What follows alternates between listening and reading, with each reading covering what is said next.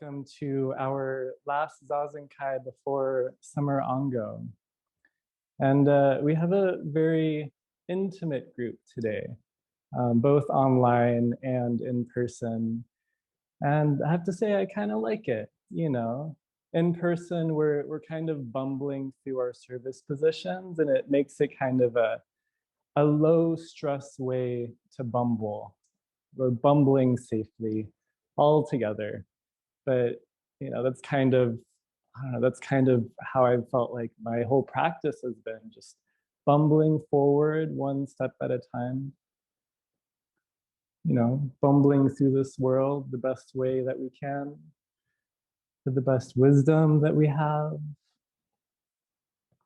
And I'm just really so grateful to have this place in practice, to have this sangha to sit with, and to be able to come here to our physical zendo.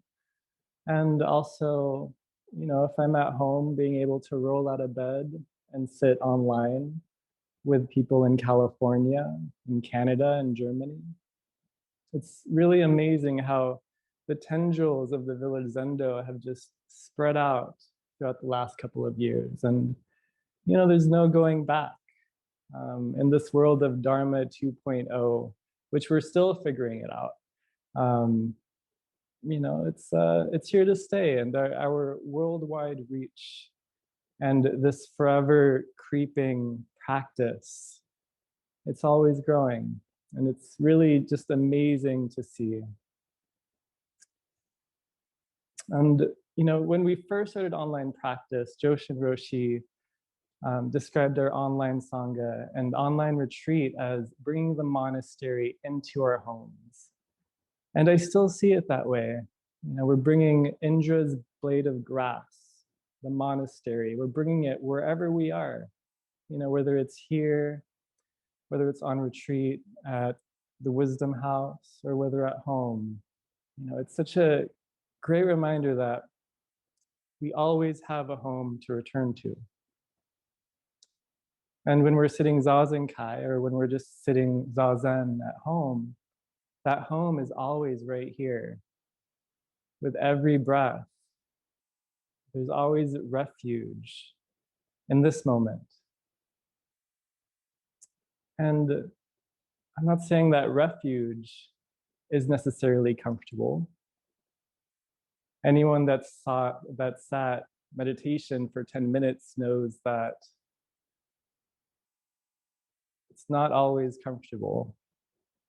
And it's actually a really courageous practice to sit here, no distractions, and to face our life very directly. And I'll admit, for me personally, it's been terrifying at times, and lately especially. You know, especially to turn on the news and to feel like the world is on fire. To notice the discomfort and the suffering that's happening, you know, right in here, you know. It's a lot to be with, a lot to navigate, both in here and when we walk out those doors.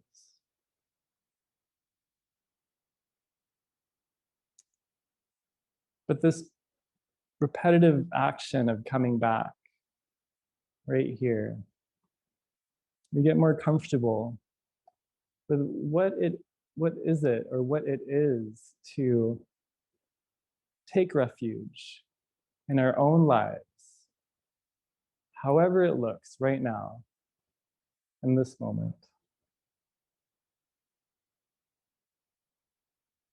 So today we sit zazen kai, and in a week we begin our summer ongo, which is our 3-month intensive practice period, where we commit to really looking inward, deepening our concentration, deepening our awareness,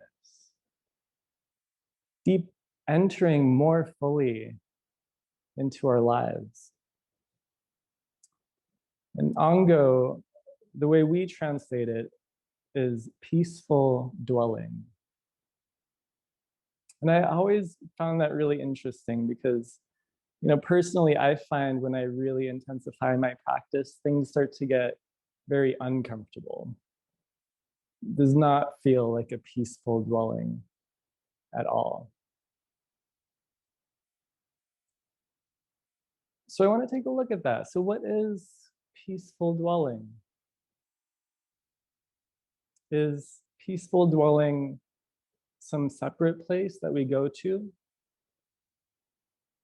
When we're at Wisdom House, is that peaceful dwelling? When we're sitting on our cushion, is that the place where peaceful dwelling is?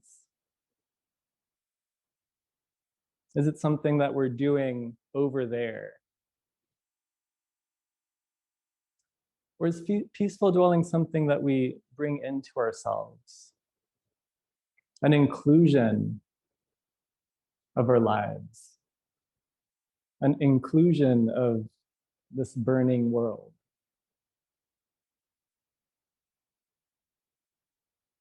These days especially, it's easy to fall into thinking of our seated practice, and even as Shin as kind of a salve for our lives. And it kind of is. It's soothing and it is healing. But there's the danger of falling into the thinking of practice as kind of a topical ointment, a layer upon our lives, a layer on top of our experience, like an Advil almost, like Advil meditation. And we all hear it, when someone says, I've been so stressed out lately, I really need to meditate, Or if I only meditated more, then fill in the blank. It's Advil meditation. And especially nowadays, since mindfulness is, in the mainstream, and corporations have found out that they can monetize very successfully on mindfulness meditation. Advil meditation, you just pop that pill, find relief from our lives. And for a lot of people, that's as far as they'll go. And it's exactly what they need. And that's perfectly okay and valid. But as Zen practitioners, we don't have it so easy. We're encouraged to go a little bit deeper. We're encouraged to see practice not as relief from our lives, but entering into our lives more fully, however comfortable or uncomfortable that is. Not running from life and circumstance, but meeting it more fully. And in a world that feels like it's on fire, it can feel like practice occurs in contrast to what's happening out there. That the realization and the enlightenment that we move towards, it's happening despite the world. It's happening despite oppression and war and mass shootings. Happening despite the suffering that we see, that we might be feeling in here. And it is part of it. The thing that we do here on the cushion does happen in spite of all that. But to leave it at that would be to confine practice to something separate from our lives. It's still a going over there to experience a separate thing. It's still an Advil. But after we've sat for a while, we find that practice isn't something that happens over there, or here at the Zendo, or at Wisdom House, or on Zoom. It's not separate from our moment-to-moment life. And we start to recognize how running from suffering isn't the answer. And it's actually pretty exhausting. Relief from suffering isn't about trying to escape it. That'd be like trying to escape our own lives. And we'd miss out on our own lives. Escape, I think, is antithetical to Zen. There's only entering into our lives, however that looks, more fully. And I think that it's in the entering that we expand our own boundaries, our own being. And we can hold this burning world, but also our joy and all the other things in our lives.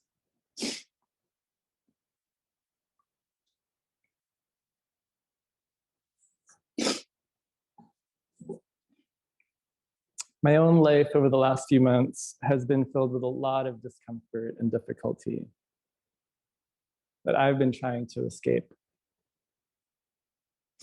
I've been working in a new career as an EMT in an ambulance. And I've never in my life experienced such sustained fear and anxiety, almost debilitating at times. In emergency medical services, they throw you right in the deep end. Sagan knows. And we're taught the theory and the practical skills in school, but then the real training only happens out in the street. It only happens when it happens at me. So when I walk into an apartment and someone is drowning in the fluid of their own lungs, that training happens right there. When a person on the subway is simultaneously having seizures, a psychiatric emergency, and also trying to throw their vomit at me, true story. There's no training for that other than it happening. So in an ambulance, we never know what we're being dispatched to. We never know what situation we're walking into, whether it's safe, whether it's not safe. And we never get accurate information from dispatch. So a call for a fever might be a cardiac arrest. A call for an intoxicated person might be an unconscious drug overdose. And an abdominal pain might be a violent psychiatric emergency. So I've been dealing with a lot of fear of the unknown. Anxiety over the high stakes of my work. Having the lives of people in my hands. And in a lot of cases, figuring it out and winging it as they go along. So a lot of fear, a lot of anxiety. The things I've seen on the streets in the short time that I've been working, I don't want to use the word trauma. I think it's thrown around a lot. But there is a level of trauma. Or this bar for trauma gets raised. So what would normally, a few months ago, have been a crazy experience for me, I'm experiencing daily.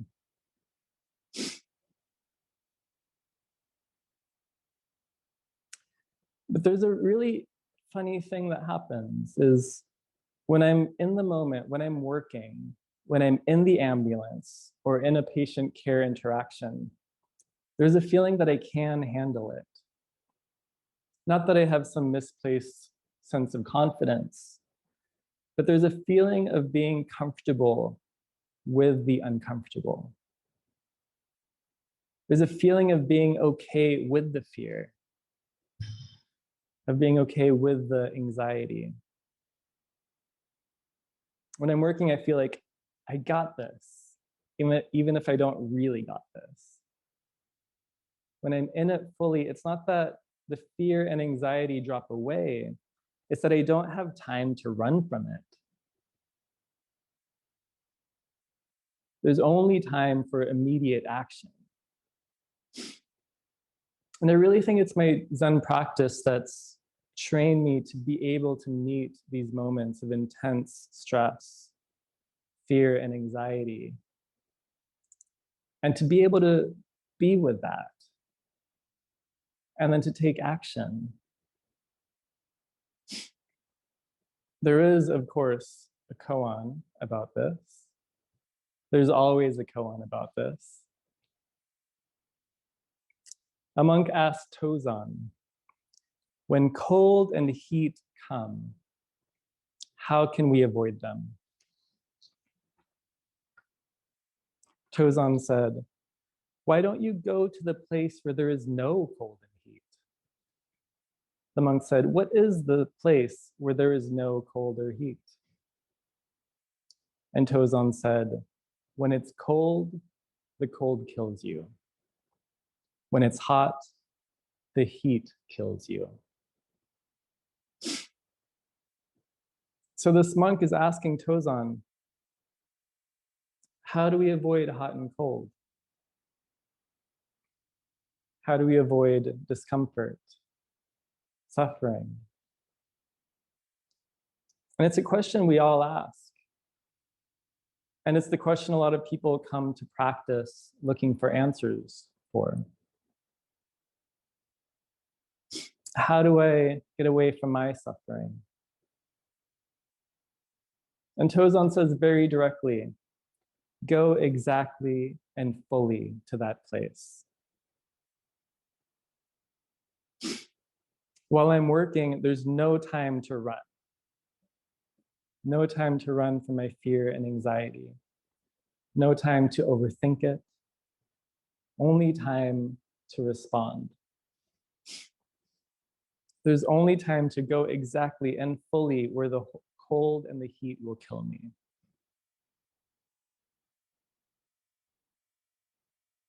And when I'm dispatched to a call and I really allow myself to go right there, to go right where my fear and anxiety is,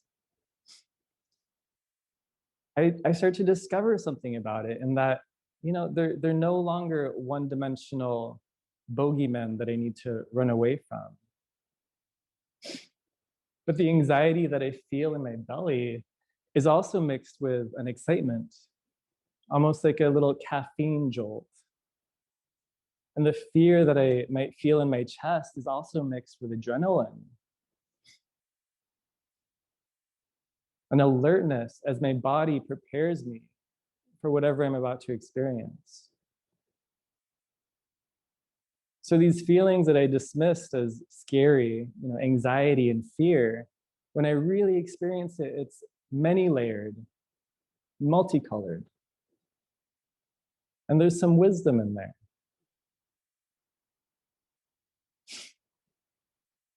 Going directly to that place of hot or cold, there's a richness of experience that I would miss out from if I were trying to hide and run away. There's a wakefulness that I would be asleep to. The funny thing is, it's when I'm not working that the fear and anxiety become overwhelming. It's when I'm at home and I have time to twiddle my thumbs that I start weaving together every crazy possible scenario in which I'm going to fail and fuck it all up.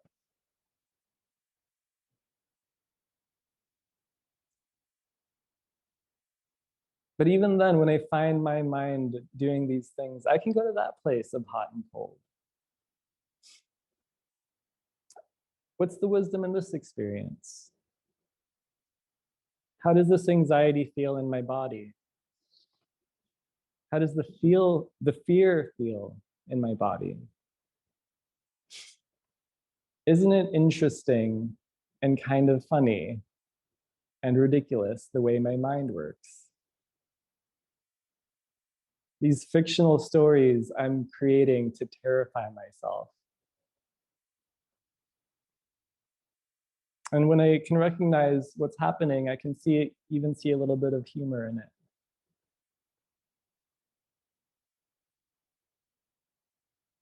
So I think it's going to that place of hot and cold, at least for myself, where I'm starting to maybe understand what peaceful dwelling might look like in a world that's burning.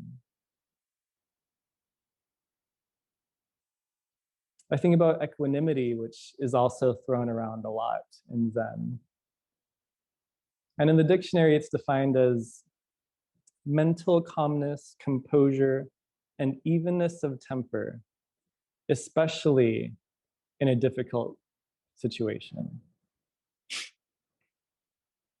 So equanimity isn't peace in the absence of difficulty.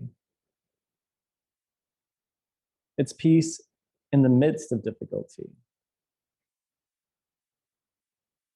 And I think by going to that place of difficulty, of hot and cold, that we can expand our boundaries of our comfort. We expand and we can hold more within our experience. And so that fear isn't so scary, and we start to see all the different parts of it that can actually help us. Standing right in the middle of it all. No running, no hiding. And we're big enough for all of it.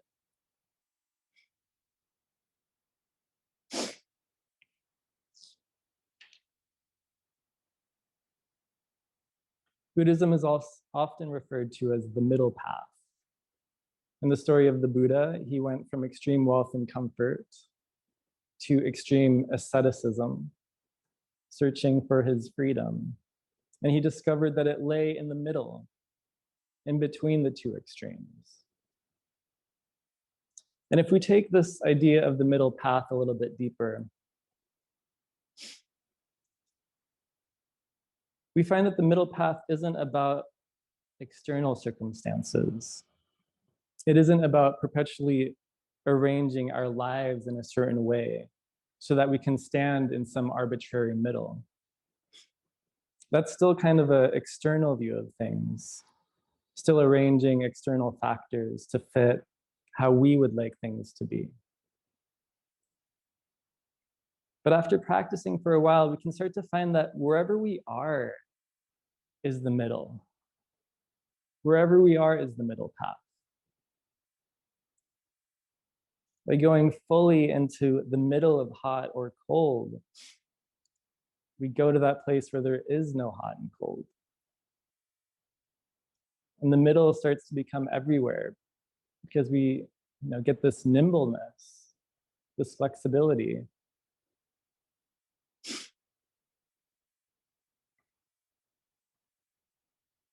So this middle isn't the absence of difficulty, the absence of suffering. It's full, it's saturated, and we're big enough to hold all of it.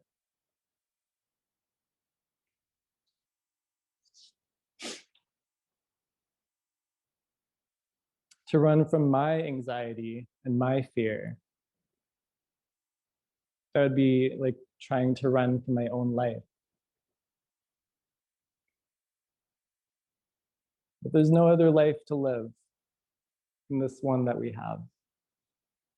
However ugly or pretty or in between it looks.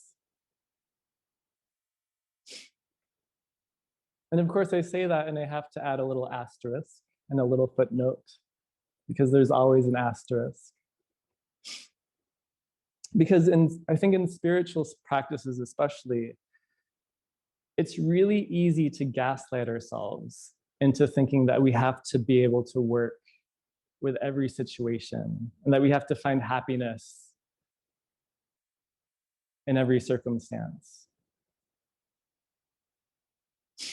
And that if we don't, then that means our practice is flawed somehow. Our practice isn't strong enough. But it's not about wallowing in suffering or difficulty, as much as I love to martyr myself that way.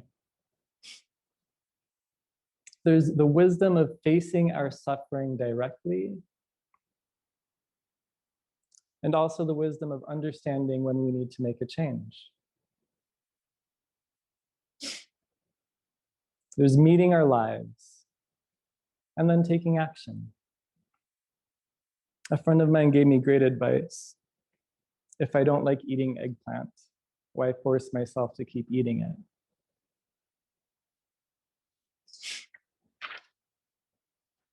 And as much as I've learned and experienced as an EMT, I'm also discovering that, at least in the 911 emergency system, it's not my career path.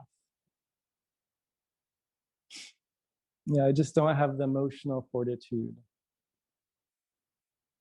And after experiencing so directly the brokenness of our healthcare system and this uncompassionate system that fails our most vulnerable, fails our most discarded members of society, I'm finding out that there's other better ways that I can use my skills to support others. And that was a very difficult situation to come to allow myself to say, this isn't for me. Because there's all those stories that I was telling myself that I'm a failure, that this is a character flaw because I can't stick with it. But when I allowed those stories to drop, that decision was really empowering and really freeing. You know, I confined myself to this little box that I had to do this thing, that I was committed to it. But then when I let those walls fall away, I realized that this experience too, this adventure, will also carry me forward and allow me to support other people.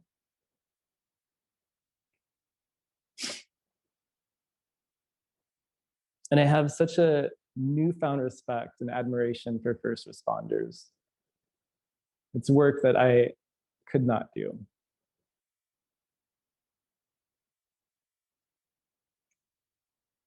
So entering into this place of hot and cold,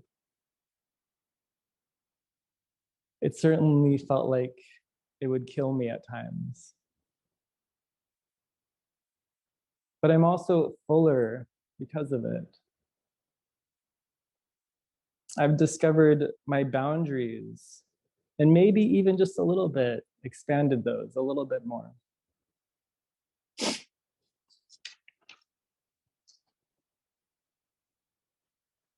So next week we begin our 3-month summer ongo.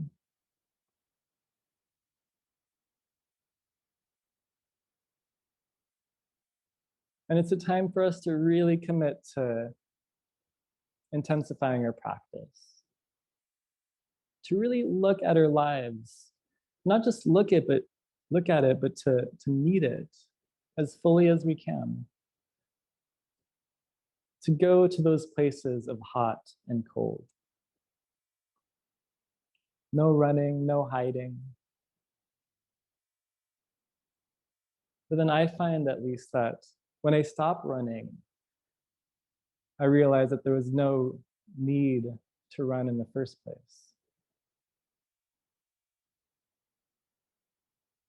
An ongo will look different for all of us. Some of us will start it on retreat. Some of us will be sitting from home. And some of us will just be sitting when we can sit. Whatever it looks like for you, take this time to really dive in and be curious. And also have some humor about it too. Otherwise, things can get too heavy. and whatever you want to call it, peaceful dwelling, equanimity, the middle path. This is a time for us to really discover what that means for us.